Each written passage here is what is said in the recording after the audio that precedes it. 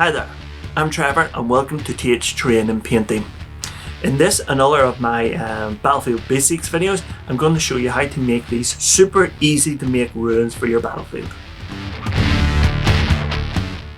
Okay, to start the project, I'm going to use a template file which you can download from my website at thtrain.com/downloads. I'll stick a link in the description below so you can easily get access to the file. The template on the file has two styles of ruins available. One has a rectangular window and the other style is a more arched window, Gothic style. And for this tutorial, I'm going to be using the arched windows just to demonstrate. But when it comes to making your own terrain, you can use whichever style you prefer. So I'll grab my tools and let's get started.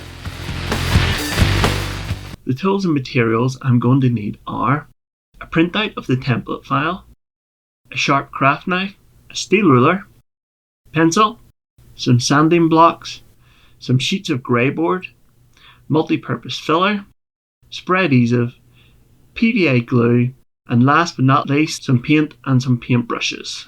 The main material I'm going to be using for the ruins is grey board. Grey board is an inexpensive recycled card which can be cut with a sharp craft knife and easily stuck together with some PVA glue. I'm using a 3000 Macron or 3mm thick grey board for these ruined buildings. To start, once I've printed out my desired template style, I'm going to use some spray adhesive to stick the paper onto the grey board. If you don't want to glue the paper on the grey board, you can easily draw the shapes on using a ruler and a pencil. Now that the template is attached to the grey board, it's time to cut them out. Using a sharp craft knife and a steel ruler, I will carefully cut out the pieces using the black lines of the template as a guide to which pieces to cut out. When cutting the grey board, I find it easier to make several light cuts instead of trying to cut through the grey board in one go. And remember, be careful when cutting with a craft knife.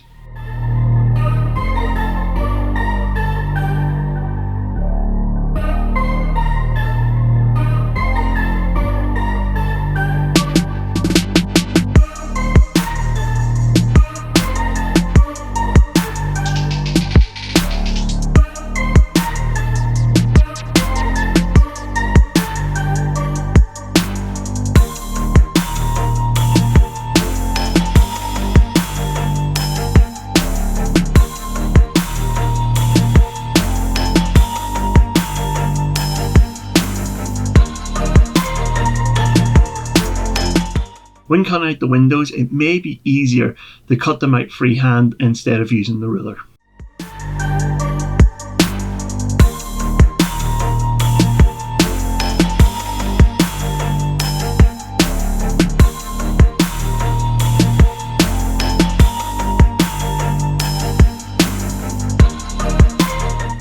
With everything cut out, it's now time to glue them together.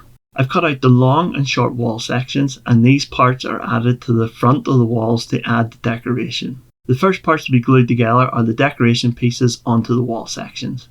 On the template, you may notice that the decoration parts are slightly longer than the walls. This is to allow the corners to join up together correctly. So, when gluing the pieces together, make sure there's a slight overhang on the area that's going to be used in the corner. The overhang should protrude the same amount of thickness as the grey board that you use in the model. So, for my example, it's going to be 3mm. Using some PVA glue and a soft brush, I'm going to glue the decoration pieces onto the walls, making sure that the shorter and longer pieces are matched, as well as making sure that the overhang is correctly set for the corners.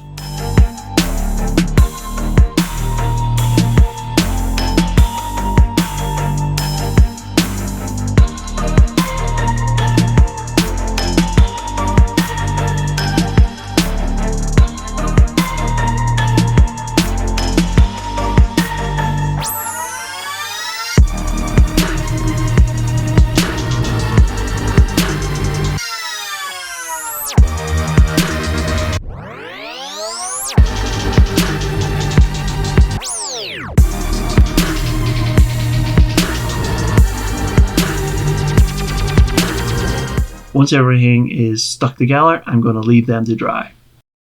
The glue's now dry in these pieces, and now I'm going to add some ruin and destruction to my walls.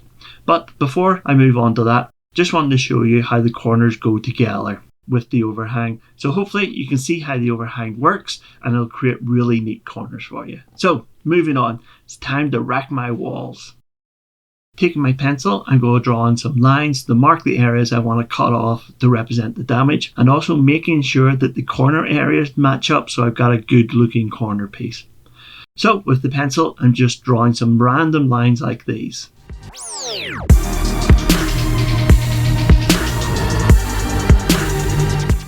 Which I'll cut away with a craft knife to create the damage to the ruins.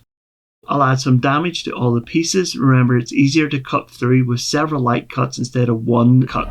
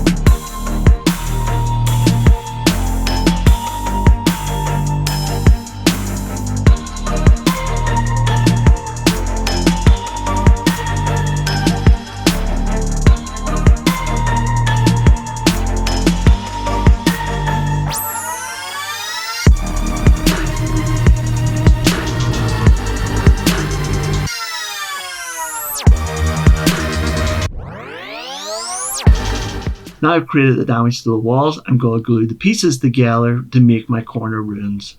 Take my tub of PVA glue and a paintbrush, I'll add some glue to the corner areas, press them together to form the corners.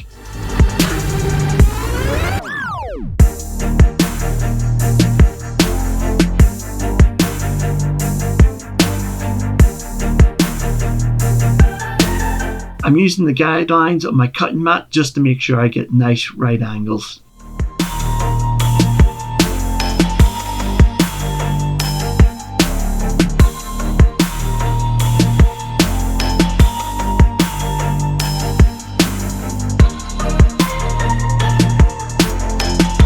With the pieces stuck together, I'll leave them to dry. I've put some paper down to protect my work surface as it's time to add some texture to the ruins. To add the texture, I'm going to use some multi-purpose filler. As the filler is quite thick, I'm going to make it a bit thinner by adding some water.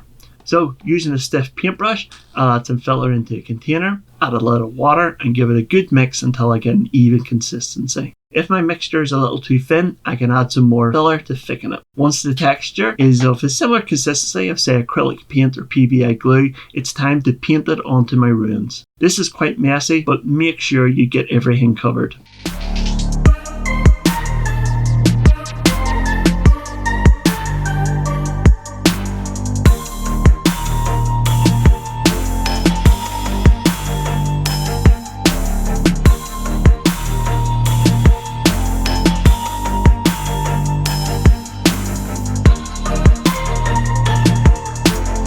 I can also use a small brush to paint the mixture into all these small crevices and areas here. I'm also making sure not to paint the texture on too thickly, although I'll be able to fix any areas if I do.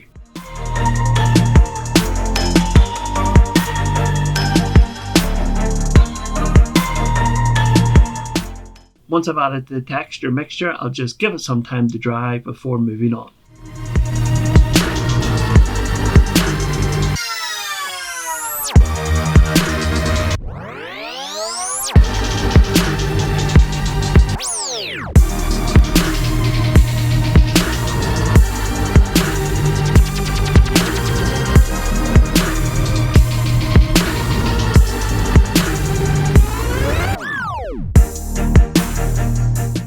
Here's my ruins with the texture added. As you can see, the texture is quite rough, but this can be easily fixed by just using some sanding blocks. I'm using this thin sponge sanding block, and I've also cut a strip off one of the blocks to create this smaller piece which I can use for sanding inside of the windows.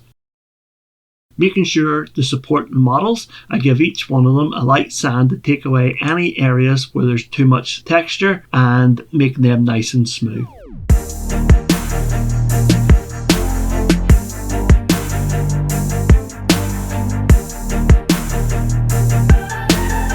I also use this smaller bit to get inside the more intricate areas, say around the window frames and the other places where the larger sandy block can't go.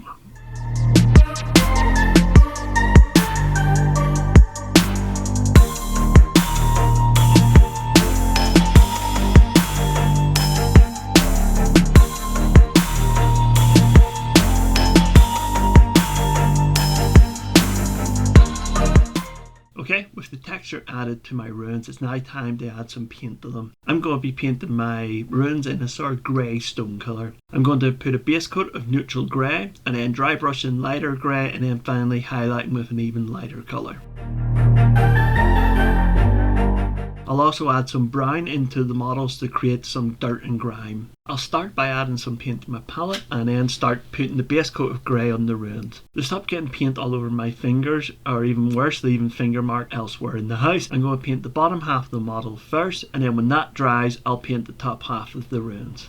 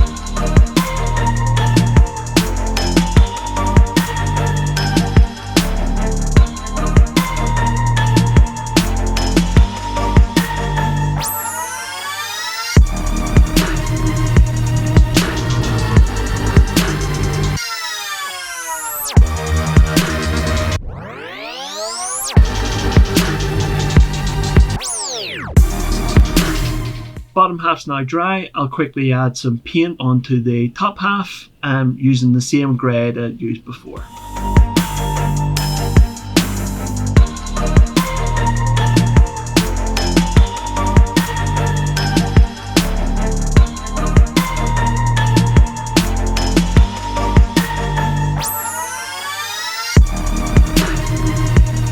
The base coat of grey is now dry. I could just dry brush it with some lighter colours and that would be it done, but I want to add some colouring to it, and for that I'm going to use some brown paint. I'm just going to get some brown paint, I'll thin it down with some water, and then I'll take my brush and paint in the brown into sort of the nooks and crannies of the model, areas where the dirt would gather, so say on the bottom, and then any other random splodges of dirt that may have gathered somewhere in the model.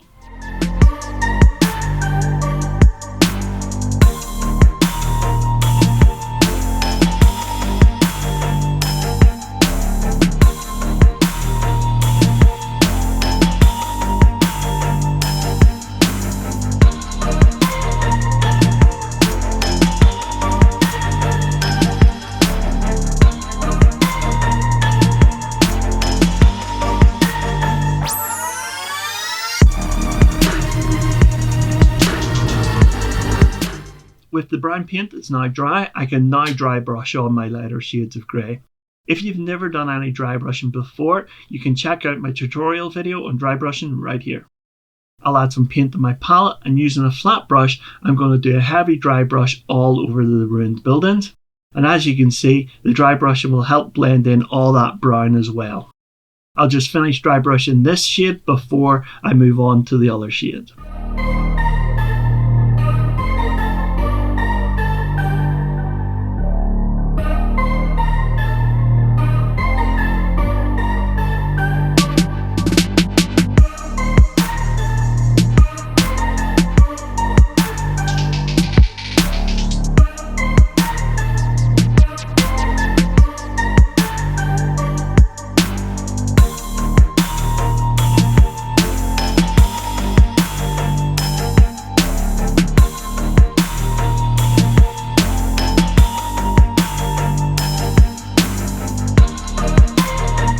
My first dry brush is now done and I'm ready for the next part. Using another flat brush and a lighter shade of grey, I'm just going to lightly dry brush the edges of the ruin to add some highlights to the model. I'll just finish these ruins and then leave them to dry.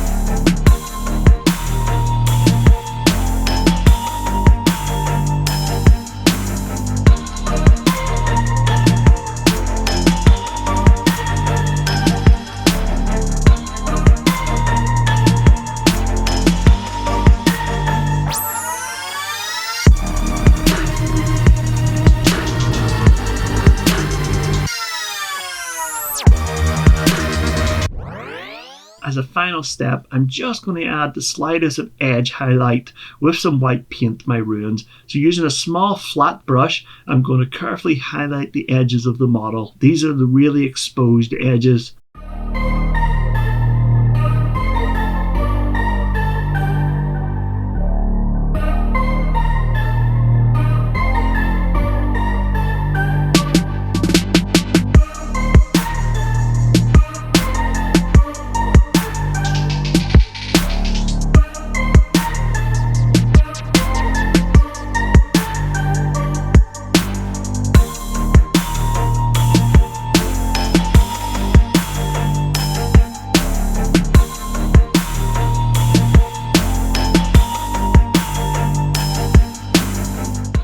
So with the edging done, that's the ruins complete. As you say, these ruins are super easy to make and super easy to paint. You can make your own and have them on your tabletop in no time at all. And when making your own ruins, you can add extra details to the wall. You can create some internal walls. There's no end to the things you can do with them. You could also add some bases to them by just cutting out some more pieces of grey board, and that's it. Super easy, super quick, super brilliant. The template file, which is available at thterrain.com/downloads, I've created multiple versions of the walls for use with different thicknesses of card. The file has templates for 2, 3 and 5mm thick materials, so hopefully one of those will be useful for you. Also, on the template file are some pages for making bases and floor tiles for your ruins. It'd be great if you give this video a like or a share, and remember to subscribe to see more of my content. Also, check out my website at thterrain.com, and if there's anything you'd like to see me make or build, please let me know in the comment section below.